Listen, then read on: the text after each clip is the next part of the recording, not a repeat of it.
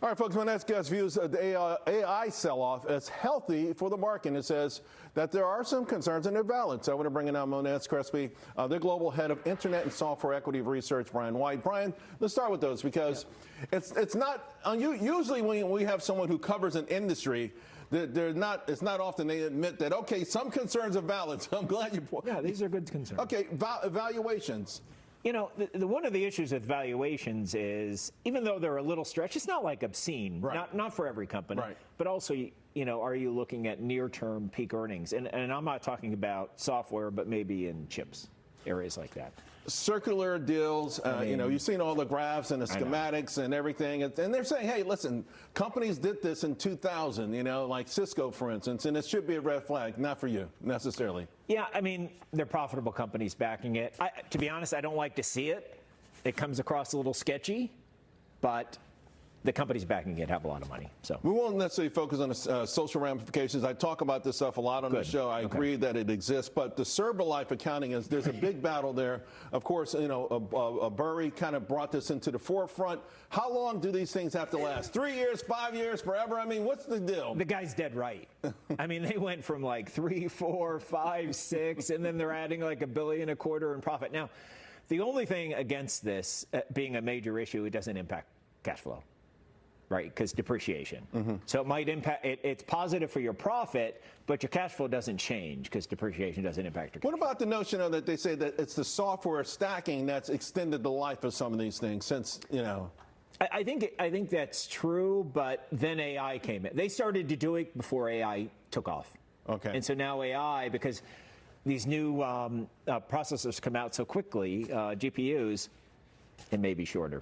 Let's talk about the big news today. Meta, Zuckerberg plans deep cuts for the metaverse, maybe 30%. We've seen this movie prefore. Right. Facebook stock crashes, right? I mean, it just crashes and crashes and crashes. Finally, he says, no mas. You know, I called it the maturation of Zuckerberg. The stock reverses. Wall Street's happy. Are we back at that point maybe in your mind? Because I know you've already had a buy on this stock coming into the day. He got religion. I mean, this guy knows how to pivot.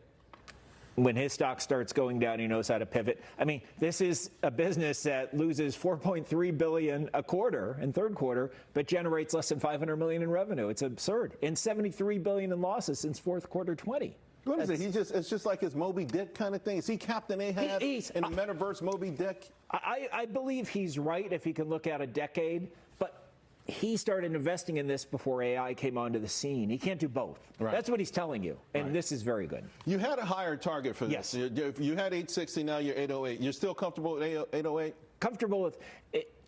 We cut this because of the higher spending next year. Okay. On the last earnings call. That's the only reason. Okay. Revenue went up, profits went down. This next 30% though may make you know, we'll see what happens, right? But I like how you bifurcate where you like in this space, right? You like the big tech picks that are somewhat overlooked. The A's have it. The last time they reported, the A's had the best reports.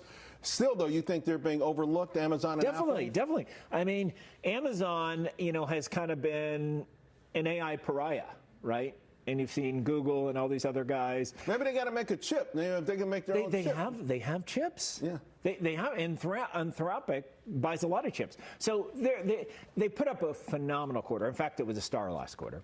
And Apple's made a hell of a comeback. This just on higher iPhone sales, which blows me away. Like, you know, the same people have to buy a new iPhone every time they come out. But they've taken their time in the past on great innovations, and they've always been able to catch up. Privacy. Apple Intelligence, they're focusing on privacy. Long term, that's a winner. That's a winner. Well, it's been a winner for a long time, so then Tim Cook really should get some props. Let me talk about the underdogs. Okay, and of course, I thought about you twice this week. I was in Vegas. I accidentally stumbled into Venetian on the AI conference. It blew me away. Mungo was there. Datadog was there. Yes. And everyone's buying new watches. Everyone's got money. Crushed it this week. Your target 475. What would you add to this? If someone says, what does Mungo do? Because I had a hard time explaining it to people. It's a database. So they make a database like Oracle, but it's a next generation database.